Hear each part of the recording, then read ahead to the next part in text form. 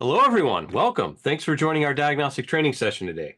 Now, this week's session is a pre-recorded session as I'm traveling. But if you do have any questions and you're on Zoom, just feel free to use the Q&A button. I will be monitoring this recording as we're going. If you're watching on YouTube, just feel free to leave a comment. And if you're watching on Facebook, feel free to leave a comment as well. And let's get rolling. So my name is Jason Gabrinas. I'm one of Snap-on's national diagnostic technical trainers. Been in the training department the last 12 years or so, traveling around North America, helping techs and shop owners get the most out of their diagnostic equipment. Before I did that, I was a couple years as a diagnostic sales rep with Snap-on, so I had about 30 different franchisees I worked with, as well as the shops that they serviced in order to help everyone get the most out of their diagnostic needs. Then before I did that, it was 8 years at Subaru, so worked in a dealership, and then just over time became that default diag guy in the shop. So I always ended up with the drivability problems, the intermittent problems, the weird wiring problems that would show up on those cars. And that's really where I cut my diagnostic teeth, was trying to figure out all the weird head scratcher type cars that would come into my bag. Then before that, a bunch of other miscellaneous wrenching jobs. Been a little around about 30 years under hood experience for me. So our topic today is continuing our OEM specific ADAS training, and this week we are on to BMW. So we've already done Ford, we've already done Toyota, and now our third one here is going to be BMW. So BMW, much like the majority of manufacturers nowadays, use uh, multiple components in order to fuel their ADAS needs. So radar, and they use it for adaptive cruise control, blind spot monitor, and front and rear cross traffic alert. Camera for front view, rear view, and 360 view. Ultrasonic sensors for park assist. Also in BMW, they also use a night vision camera outside the car, and they also have an interior camera that monitors the driver to make sure they're staying awake, things of that nature. It's not on every vehicle, but we will talk about it as we go through here. So we have a couple representative vehicles that we're going to look at. And the first one is going to be a 2017 X5. So this is one of their highest sellers of that year. So it should be a good representation of what they have out there. So for this vehicle, it uses 3 radars, one in the front for adaptive cruise control and 2 in the rear for blind spot monitor and rear cross traffic alert. Has 5 cameras. It's got a front view, a rear camera, of course, and a 360 view. And then ultrasonic sensors has 8 of them. So 4 in the front, 4 in the back for park assist. And then it also has night vision camera on it. So that allows the driver to maybe see a little bit further out in inclement weather, dark times, things like that. So first off, front camera. And I will say, doing this through different manufacturers, I've discovered that different manufacturers certainly provide better information, that some provide better information and pictures than others. So this is kind of the best picture that BMW provided of the camera. So this is the front camera up high on the windshield there, but it's kind of in that little plastic piece with the mirror. And to go in with the scan tool, they call that the Camera-Based Driver Support System, or CAFS is their acronym for that, something German. But if we go in there under our functional tests, special functions, there is a camera calibration in there. And the nice thing about the camera on these is you don't need a target for it. It's really just kind of a set it and drive. So first thing it's going to do is it's warning us that the camera is already calibrated. Do I want to recalibrate the camera because the windscreen geometry was changed or other problems? So if we change the windshield on this, we need to do it, or any other problem they might have. If the calibration started, the testing procedure must be ended properly. So in other words, you need to go through the whole thing because it basically clears it out at the beginning. Termination of the procedure can cause a defect in the camera or vehicle. Vehicle must be driven to complete the procedure. If you want to start calibration, you'd say sure. And then once it's done, we'll say the camera is calibrated. The system cannot teach itself while normal driving. The following driving profile must be implemented in order to complete the learning procedure, and that is drive 5 minutes at 70 kilometers an hour. So that's going down the highway, basically. We go through there, or just, I guess back roads. 70 is probably about 35, right? And then as far as the service manual says, carry out the service function and calibration process of the CAFS camera is not complete when the vehicle drives in traffic. Tell the customer that some driver assist systems are temporarily unavailable after vehicle pickup. Now, I would say drive the car so that it calibrates itself before you give it back to the customer, but That's what they say. And of course, heating of the camera is integrated into the windshield.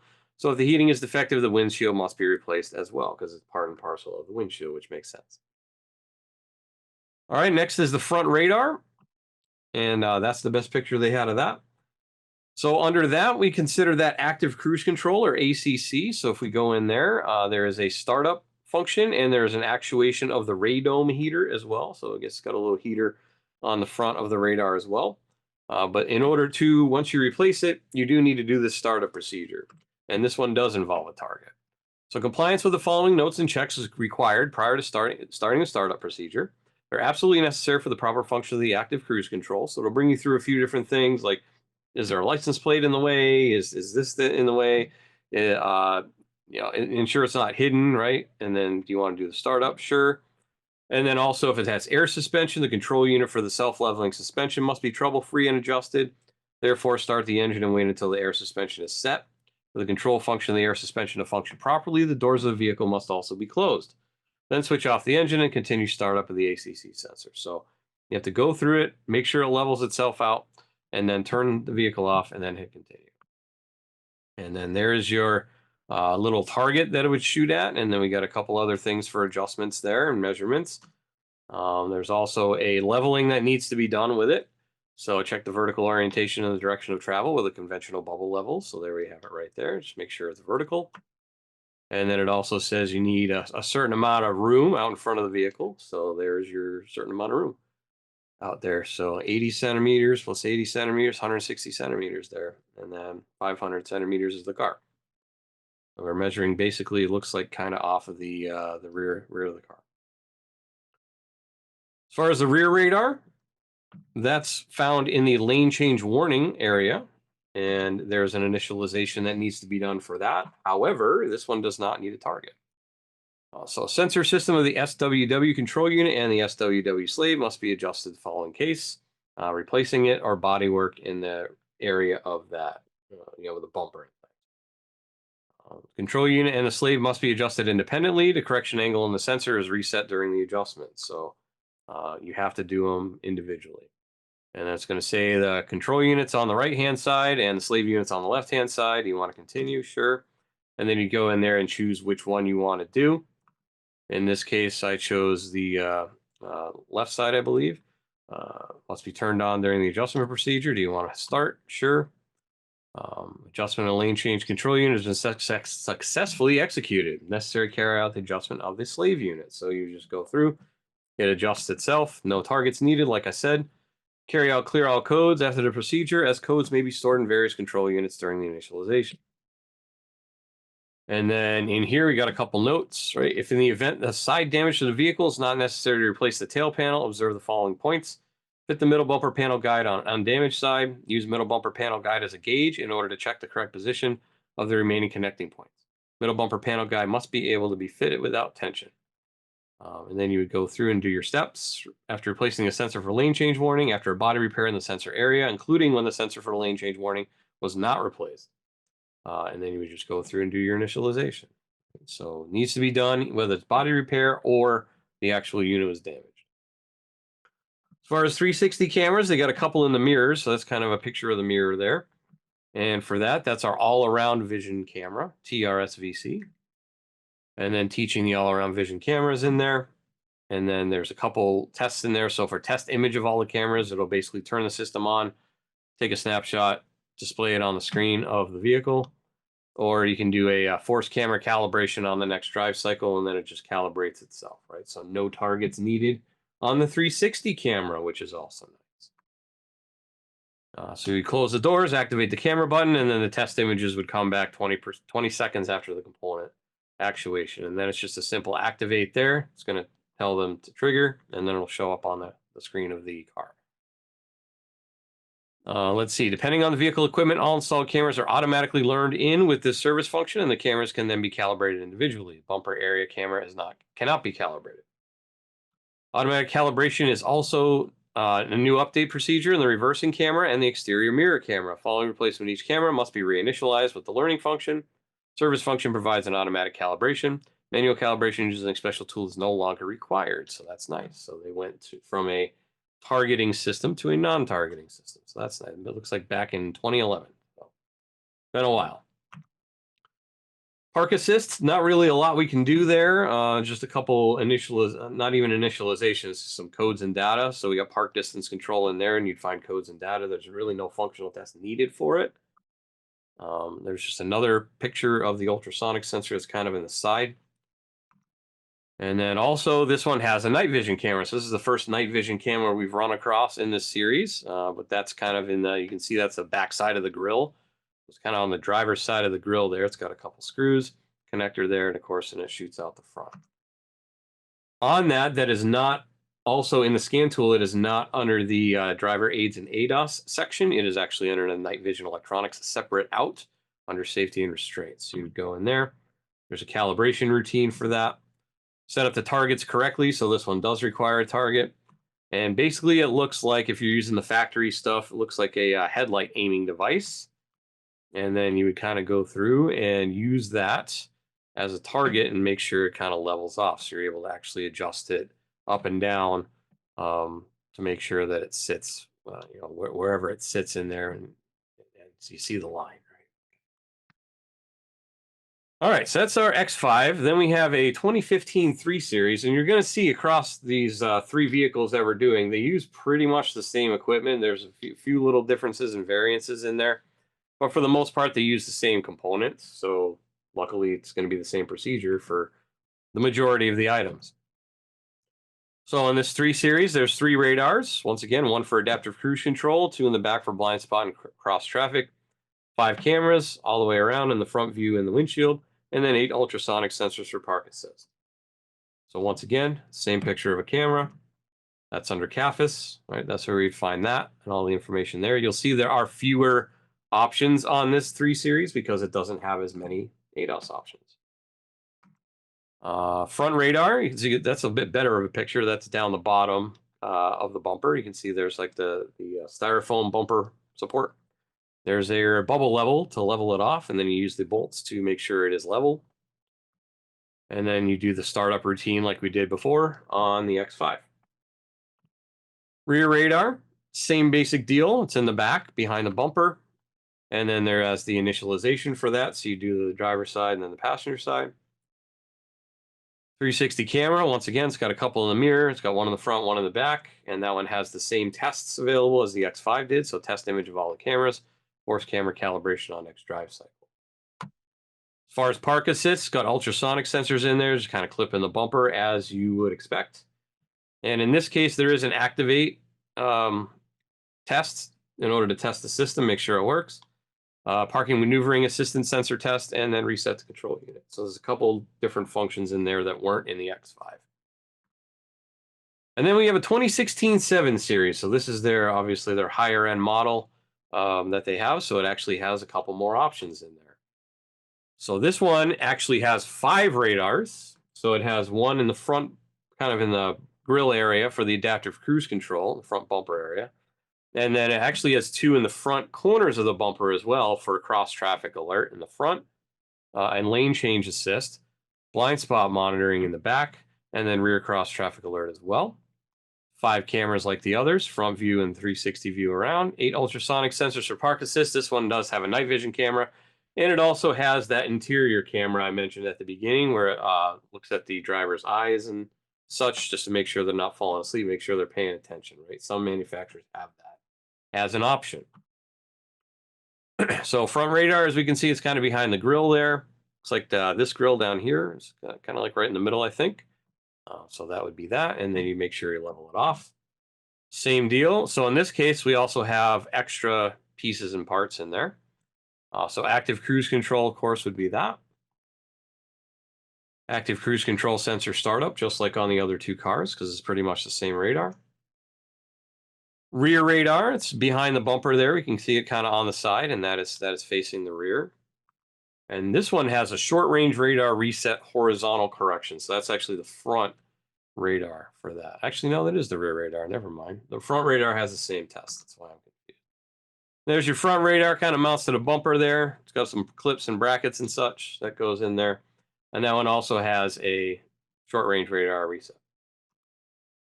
Front camera, this is kind of an interesting picture. So that's up in the headliner as well, much like you would expect with the mirror and stuff. I think this was kind of pulling down from the headliner. That looks like the headliner up there.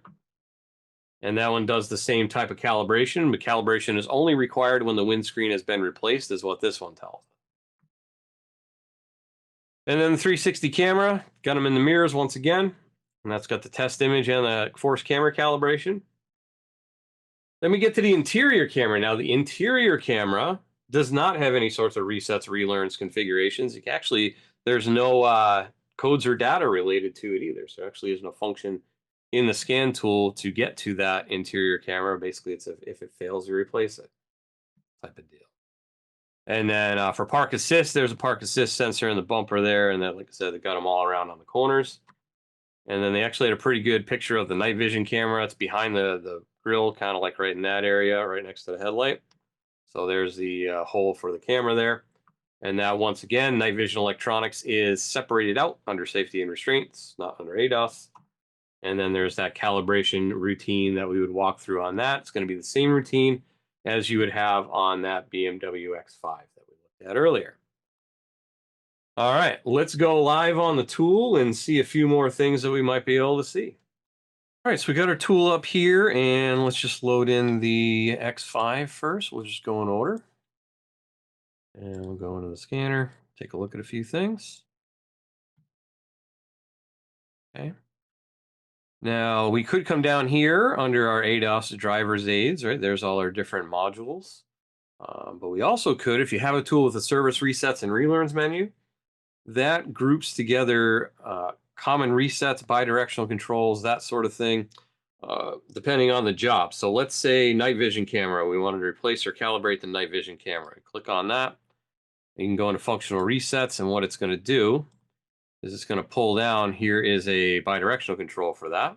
And then there is a calibration for that, right? So we could go through and then do the calibration. Also from here, if you have a link to Snap-on repair information, come in here.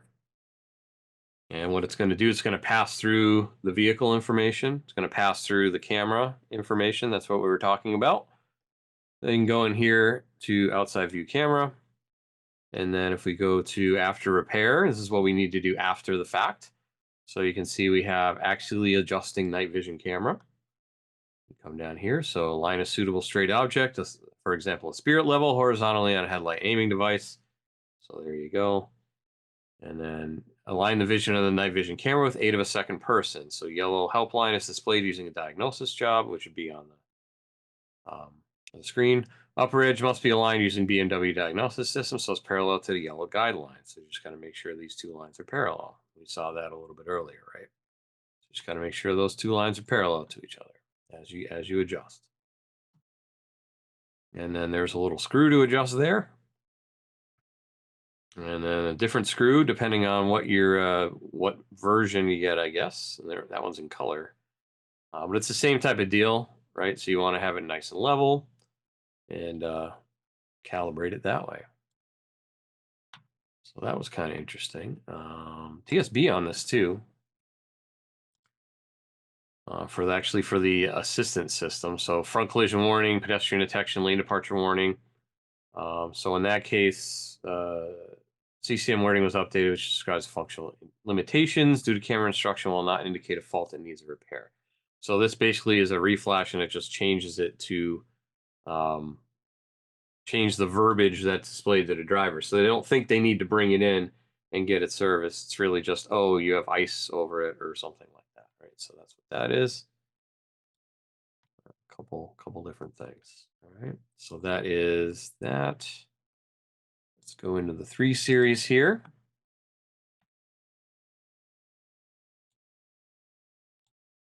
And this one, as we can see, has fewer options down here. But if we wanted to do, say, the active cruise control, right?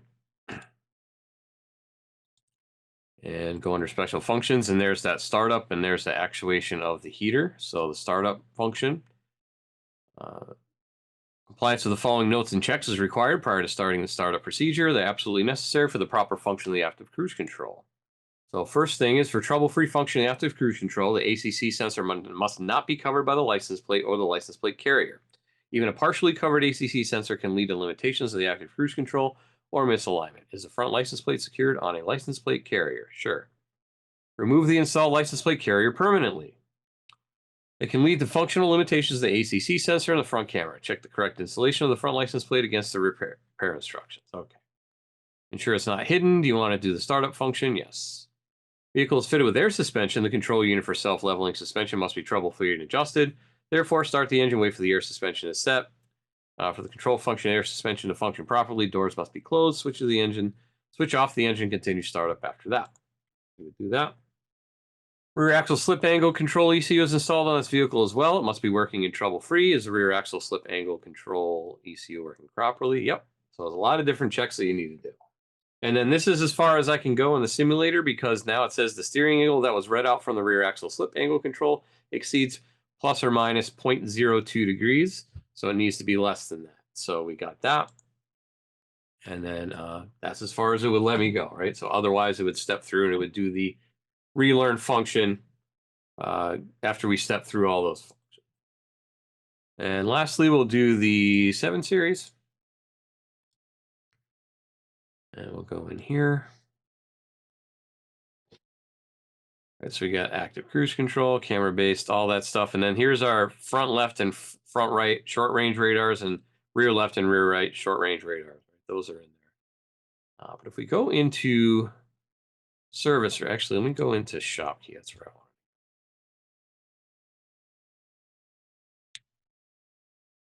So if we go into the ADAS function here, and we wanted to go say the radar again, because I think there's a TSB on this one, so I wanted to show you. So you go in here and we'll look at the TSB. So replace the active cruise control sensor. Affected vehicles were the G12 chassis produced between August 19th, 2016 and September 5th, so it's only a few weeks. Guess there's an issue with that sensor. So as a faulty ACC sensor is put in, so replace it. Removing and installing. Now, the interesting note that I wanted to do, though, when ISTA-P automatically reprograms and codes all the vehicle control modules that currently do not have the latest software, and if control module failures occur during this programming procedure, claim those.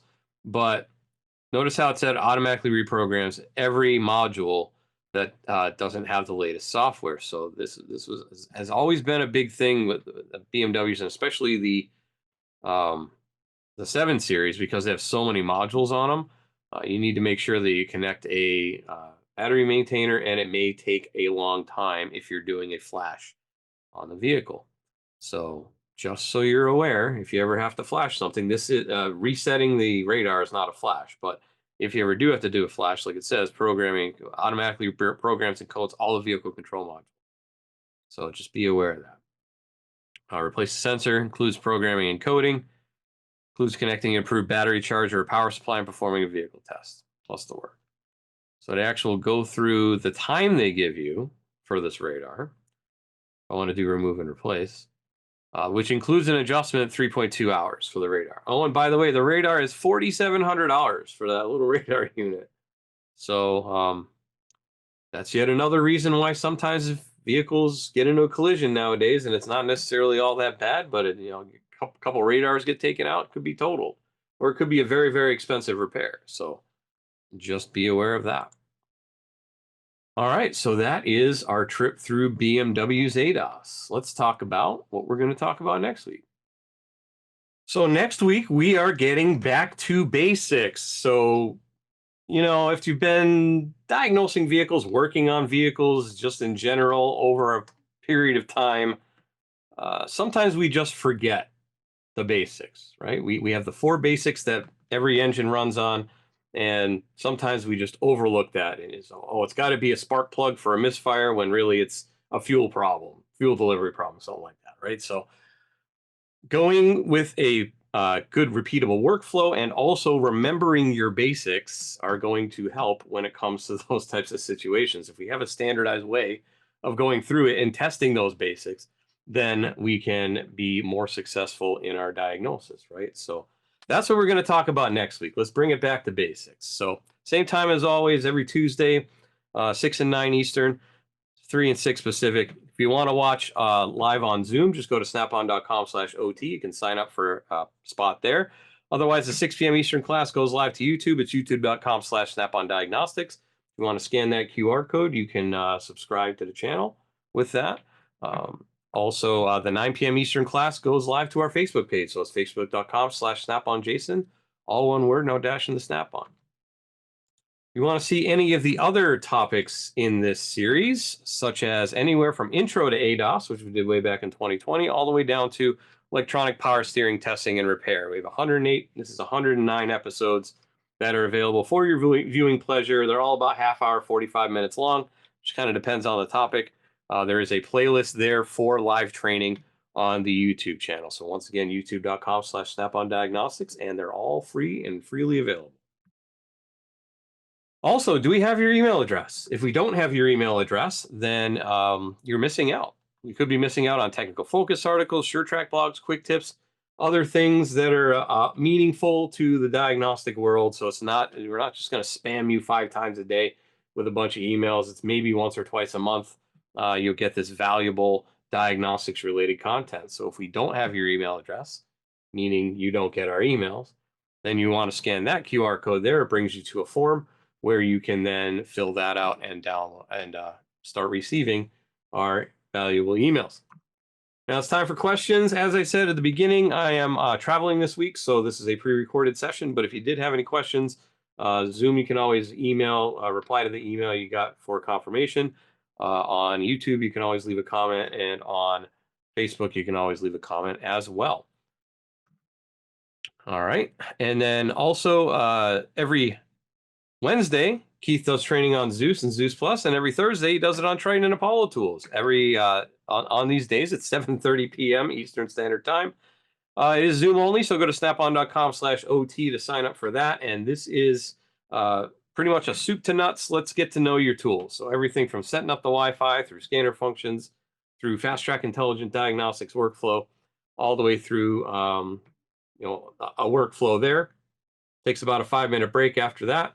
And then he goes through all the scope and meter functions in the second half of the class. So it's about an hour and 45 minutes, 2 hours, give or take, depending on the class. So definitely worth your time to go check that out. All right. So with that, I'd like to say thank you very much for spending a little bit of time with me, taking a little bit of time out of your week to learn a little bit more. If you'd care to join me next week, we'll see you then. Otherwise, enjoy the rest of your week. Enjoy your weekend. Have a nice night and take care.